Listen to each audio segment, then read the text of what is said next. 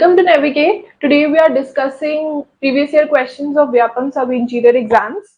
My name is Himanshi Mishra and हम आज MPGK के previous year question papers discuss करने वाले हैं. Okay, so let's start without wasting any time. So name the new train service announced in Rail Budget 2016 which includes double-decker air conditioner train. Air condition train. तो जो हमारी railway services हैं, हमारी जो railways हैं, उन्होंने 2016 में कौन सी double decker air condition train जो थी वो उसकी घोषणा की थी. ठीक है, तो दैट इज उदय. उदय जो है वो उसका करेक्ट आंसर है. उदय उन्होंने अनाउंस की थी. उदय का फुल फॉर्म क्या है? उदय का फुल फॉर्म है उत्कृष्ट double decker air condition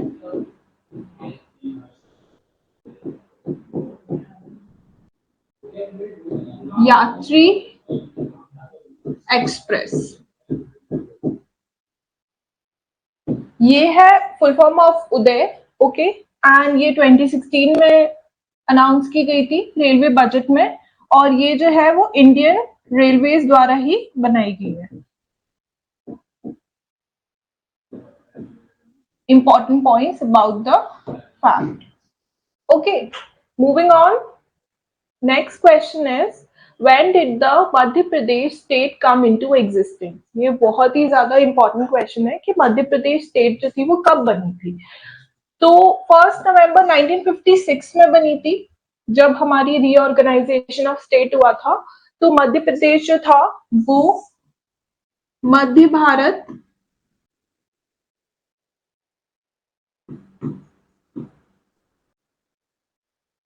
Vindhya प्रदेश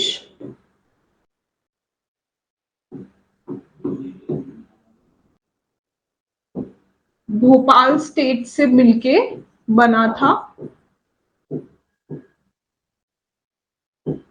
और मध्य प्रदेश में टोटल 52 डिस्ट्रिक्ट्स हैं. टोटल 52 डिस्ट्रिक्ट्स हैं. 53rd जो है वो वैसे तो 53 है, लेकिन हम बोलते बुक्स में 52 ही बोला जाता है, तो इसलिए हम 52 ही मानेंगे. उसके साथ साथ ये जो है state Madhya Pradesh 9.38% of the total geographical area of India, मतलब 9.38% पूरे देश के हिस्से में से आता है. सेकेंड लार्जेस्ट स्टेट है पूरे इंडिया का. First is Rajasthan. Okay, What is the national rank of Madhya Pradesh by its area? यहीं पे हमारा नेक्स्ट क्वेश्चन आ गया. तो सेकंड है नेशनल रैंक जो है मध्य प्रदेश की, उसके एरिया के हिसाब से कितना एरिया वो कवर करता है देश का, तो वो है second. 9.38% of total geographical area. Total geographical area जो है मध्य प्रदेश वो कवर करता है. अगर हम इसको देखें तो 308252 स्क्वायर किलोमीटर एरिया जो है वो मध्य प्रदेश कवर करता है. सेकेंड लार्जेस्ट स्टेट है, और फर्स्ट जो है वो राजस्थान है, सेकेंड जो है वो मध्य प्रदेश आता है. Okay, next. What is the name of the mobile app launched by Madhya Pradesh State Government for Teachers?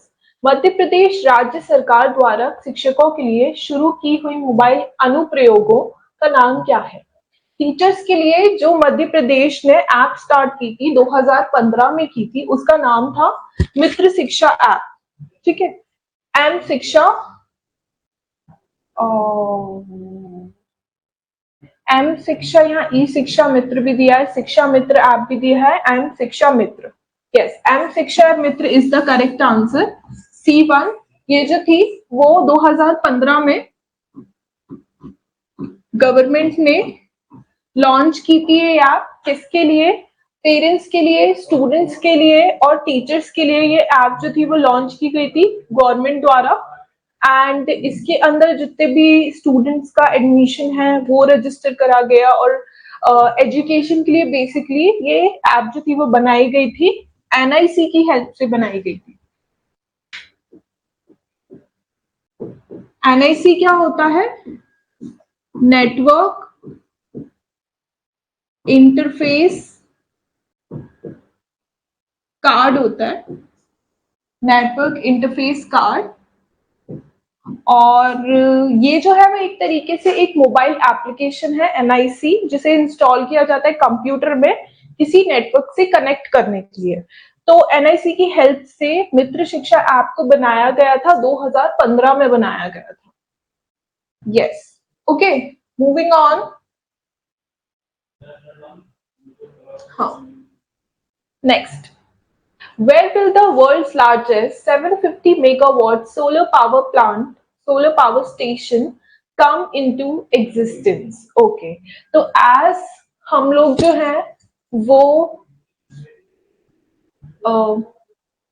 अपनी एनर्जी को बचाना चाह रहे हैं, फ्यूल को सेव करना चाह रहे हैं, और हम सोलर पावर प्लांट्स की तरफ जा रहे हैं जहां पे सनलाइट की हेल्प से इलेक्ट्रिसिटी जनरेट की जाती है। तो सबसे बड़ा जो सोलर पावर प्लांट है MP का, वो रीवा के अंदर बनाया जा रहा है। ठीक है, रीवा के अंदर बनाया जा रहा है।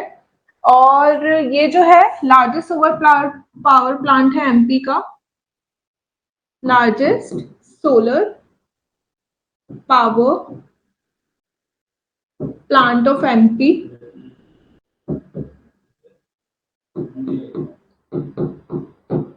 इसको फंड कौन कर रहा है, मतलब कौन पैसा लगाया है इस पे? फंड जो इसको किया गया है वो वर्ल्ड बैंक के द्वारा किया गया है। उसके अलावा ये जो है वो 24% इलेक्ट्रिसिटी मेट्रो को देगा। 24% इलेक्ट्रिसिटी ये मेट्रो को देने वाला है। ये वाला सोलर पावर प्लांट जो है 750 मेगावाट का, ये जो है इसको 10 जुलाई को, यस 10 जुलाई को 2020 PM नरेंद्र मोदी के द्वारा इसका इनॉग्रेशन किया गया था।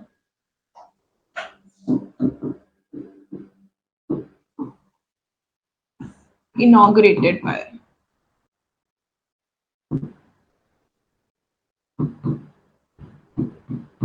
ओके, सो बहुत कुछ देखा हमने ये वाले क्वेश्चन में, बहुत सारे फैक्ट्स देखे। क्या क्या देखे हम देख लेते हैं कि कहाँ पे जो है वो सबसे बड़ा 750 मेगावाट का सोलर पावर स्टेशन जो है वो बनाया गया है। तो रीवा में बनाया गया है। 10 जुलाई 2020 को प्रधानमंत्री नरेंद्र मोदी के द्वारा इसका इनॉग्रेशन किया गया था। ये लार्जेस्ट सोलर पावर प्लांट है पूरे मध्य प्रदेश में।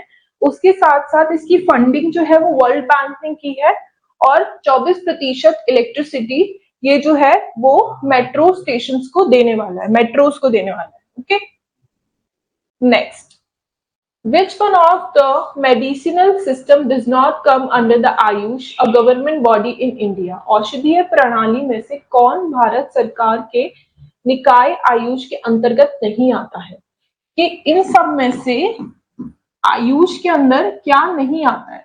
तो एलोपैथी नहीं आती है। एलोपैथी मेडिसिन जो है वो विदेश की थी, और आयुष जो है हमारे इंडिया का ट्रेडिशनल मेडिसिनल सिस्टम है।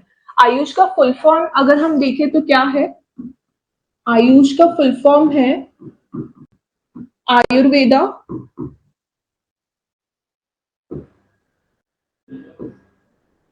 योग,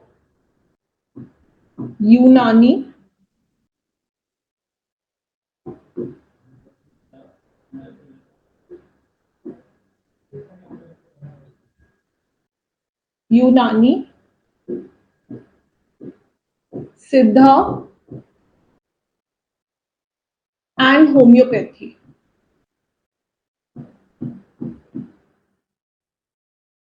ये जो है वो आयुष का फुल फॉर्म है पूरा, और इसके अंदर एलोपैथी जो है वो नहीं आता है। तो A will be the correct answer here.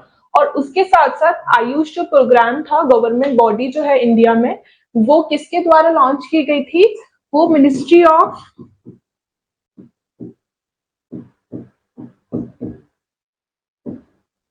Health and family welfare के द्वारा की गई थी।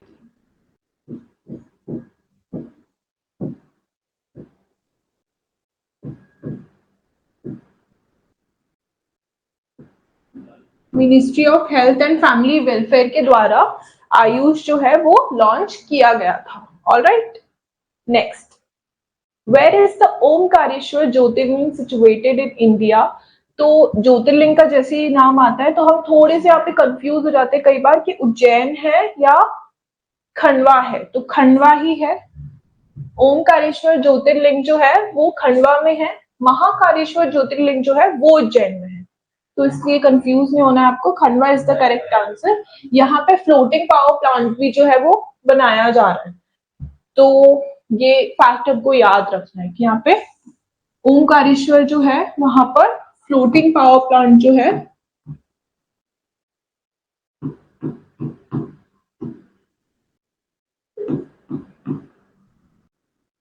वो बनाया जा रहा है। Right, next, name the state which was separated from Madhya Pradesh on 1 नवंबर 2000। तो मध्य प्रदेश जो था पहले छत्तीसगढ़ मध्य प्रदेश के साथ था, फिर 1 नवंबर 2000 को छत्तीसगढ़ जो था वो मध्य प्रदेश से सेपरेट हो गया था और वो 16 डिस्ट्रिक्ट्स के अपने साथ लेके गया था। 16 डिस्ट्रिक्ट्स को अपने साथ में लेके गया था छत्तीसगढ़ जब वो मध्य प्रदेश से सेपरेट हुआ था, और उसके बाद मध्य प्रदेश का एरिया जो है वो सिर्फ 9.38% जो है वो रह गया था। ओके, तो ये हमको याद करना है कि 1 नवंबर 2000 को छत्तीसगढ़ जो है वो मध्य प्रदेश से अलग हो चुका है। Next, which among the following is not a fat soluble vitamin? तो first of all fat soluble vitamin होता क्या है? वो सारे विटामिन जो कि फैट को हमारी सेल्स के अंदर स्टोर कर लेते हैं, वो जो है वो फैट soluble विटामिन होते हैं। अब इनमें से कौन सा नहीं है? तो विटामिन सी जो है is not a fat soluble vitamin. Okay, क्या कि ये जो है वो हमारे सेल्स के अंदर फैट को स्टोर नहीं करता है। विटामिन सी में आते कौन कौन से हैं? जितने भी सारे साइट्रस फ्रूट्स होते हैं, जैसे कि हम बोल सकते हैं orange,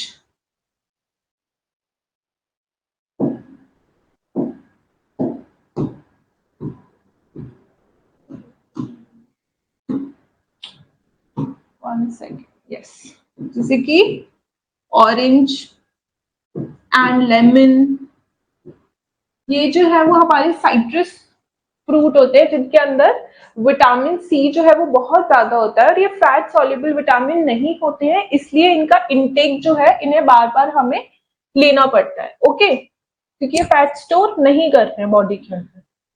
next is, where is the Tansen music festival organized in Madhya Pradesh?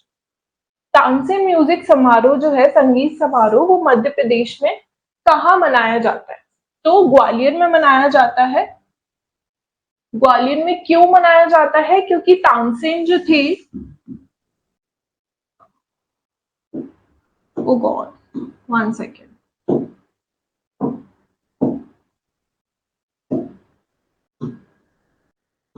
Okay, Tansen जो थे, he was born in Gwalior, पैदा ही वो ग्वालियर में हुए थे, उनका जन्म ग्वालियर में हुआ था, उसके इसीलिए तानसेन समारोह जो है वो ग्वालियर में मनाया जाता है फेस्टिवल।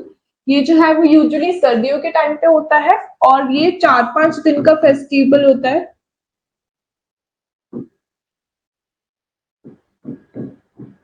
ठीक है, एंड इसके साथ साथ में हम 2 फैक्ट्स और याद कर लेते हैं, इट विल बी इजी, कि एक तो तानसेन फेस्टिवल जो है वो ग्वालियर में मनाया जाता है। क्यों मनाया जाता है? क्योंकि तानसेन जो थे, जो कि अकबर के राज्य में उसके 9 रत्नों में से भी एक थे, उसके साथ साथ में वो बहुत ही ग्रेट म्यूजिशियन थे।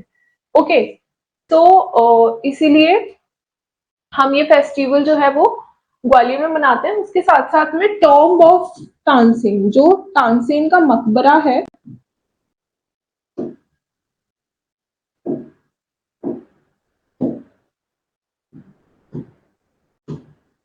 Tomb of Tansen is also in Gwalior, is in Gwalior only. उसके साथ साथ में तानसेन अवार्ड भी दिया जाता है, तानसेन पुरस्कार जो है वो भी दिया जाता है। और रिसेंटली तानसेन पुरस्कार जो है वो सतीश व्यास को दिया गया है। रिसेंटली जो तानसेन पुरस्कार जो है वो सतीश व्यास को दिया गया है। ओके, तो 3-4 फैक्ट्स हमें यहीं पे याद हो गए कि तानसेन जो थे वो ग्वालियर में पैदा हुए थे, इसलिए तानसेन समारोह जो है फेस्टिवल वो ग्वालियर में मनाया जाता है। तानसेन की जो टॉम्ब है वो भी ग्वालियर में ही है। उसके साथ साथ तानसेन पुरस्कार भी दिया जाता है। किसके द्वारा दिया जाता है? एमपी गवर्नमेंट के द्वारा दिया जाता है। और वो लास्ट किसको दिया है? सतीश व्यास को दिया गया है। Next is name the first Indian sound film made by the Ardeshir Irani in 1931। Ardeshir ईरानी ने 1931 में कौन सी पहली इंडियन साउंड फिल्म जो थी वो बनाई थी? राजा हरीशचंद्र बनाई थी। Yes, no no no, Raja Harishchandra नहीं बनाई है, आलम आरा बनाई है। आलम आरा ही made the first sound film made by Ardeshir Irani. Okay, पहली जो फिल्म थी वो राजा हरीशचंद्र थी, इसलिए मैं थोड़ी सी कंफ्यूज हो गई। बाकी जो अर्देशीर ईरानी ने पहली साउंड फिल्म बनाई थी वो आलम आरा बनाई थी। Next, where is the Eden Garden cricket stadium located in India? Eden Garden cricket stadium जो है वो मध्य प्रदेश, वो इंडिया के अंदर कहाँ पे लोकेटेड है? तो कोलकाता में लोकेटेड है। Eden Garden cricket stadium is located in Kolkata. What Guru Dakshina did not Dronacharya ask from Eklavya? Okay, तो यहाँ पे थोड़ा सा ब्लंडर है, क्योंकि इंग्लिश में जब ये क्वेश्चन पूछा है तो यहाँ पे डिड नॉट लिखा गया है, लेकिन अगर हम हिंदी में देखें तो क्या लिखा है कि द्रोणाचार्य ने एकलव्य से गुरु दक्षिणा में क्या मांगा था। तो we will go with Hindi, हम हिंदी के साथ जाएंगे। और ये यहाँ से हम नॉट हटा देंगे। ओके, तो क्योंकि उन्होंने बहुत सारी चीजें तो नहीं मांगी थी, उन्होंने सिर्फ एक चीज मांगी थी, which was his right thumb, दाहिना अंगूठा जो था उन्होंने। Okay, no, he did not दाहिना अंगूठा मांगा था उन्होंने।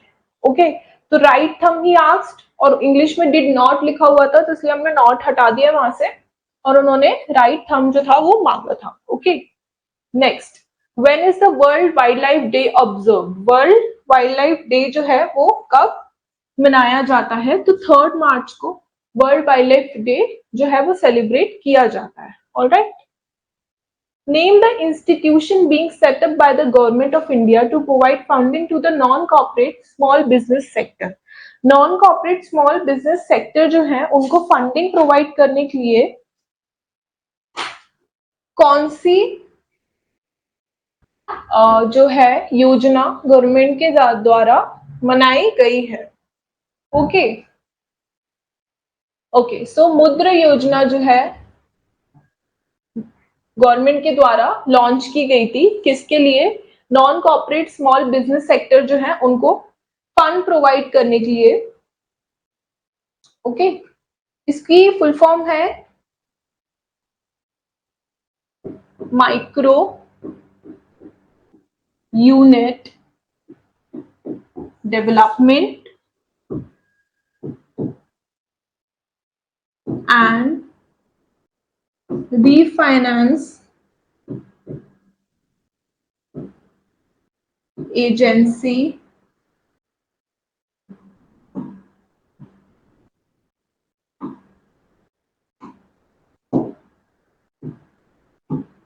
Refinance Agency Limited. Okay, this is the full form. मुद्रा योजना का जो फुल फॉर्म है वो ये है, micro unit development and refinance agency limited. ये जो है इसमें नॉन कॉर्पोरेट जो छोटे छोटे बिजनेस होते हैं उनको लोन दिया जाता है। एक और इम्पॉर्टेंट चीज कि लोन जो है वो बिना गारंटी के दिया जाता है, without any guarantee.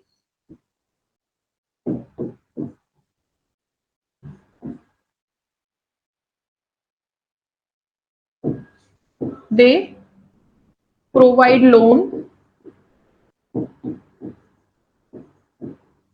At the same time. Loan की जो भरपाई है वो 5 साल तक की जा सकती है।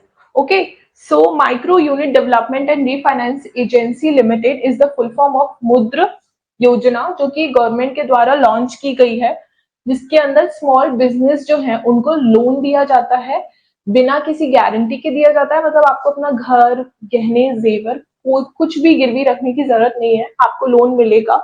एंड उसके साथ साथ में ये जो है लोन आप भरपाई इसकी कर सकते हैं 5 साल तक।